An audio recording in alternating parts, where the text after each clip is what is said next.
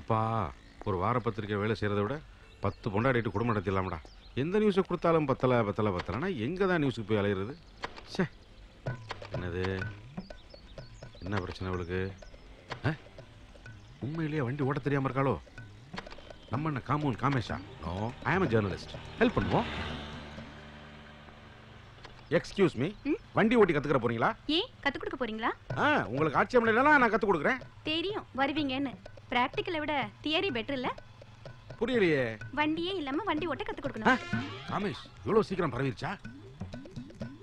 இல்ல, எனக்கு வண்டி இருந்தா தான் சொல்லி கொடுக்க முடியும். நான் வண்டி இல்லாமலே கத்து கொடுப்பேன். என்ன ஒரு மார்க்கமா பேசுற? என்ன? ஒண்ணு இல்லம்மா, யூ கேரி ஆன். நான் கிளம்புறேம்மா. இங்க இருந்து ஒரு அடி எடுத்து வச்ச ஈவ் டீசிங் சொல்லி கூட்டத்தை கூட்டிடுவேன். ஐயோ, நான் இப்ப என்ன பண்ணணும்? அப்படி வா. இப்ப இங்க வண்டி நிக்குது. வண்டி இங்க நிக்குது. என்னம்மா இருக்கிற வண்டியை விட்டுவிட்டு இல்லாத வண்டியை சொல்ற? நிக்குது இல்ல? உட்காரு. யோ, இப்படியே உட்காருவாங்க. காலை தூக்கி போட்டு உட்காரு. நல்லா உட்காரு. அப்புறம் சாவியை போடு. முண்டோ பெட்ரோல் ஓபன் பண்ணு. இங்க இல்ல, அங்க இருக்கு. அதுக்கப்புறம் எங்க நல்லா திருகு. முண்டோ சத்தம் வருது இல்ல?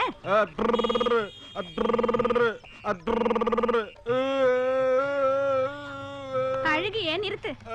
ஆமா, உனக்கு லைசென்ஸ் இருக்காதே? இல்ல. நீ தனியா போனா போலீஸ் புடிச்சுக்கோல.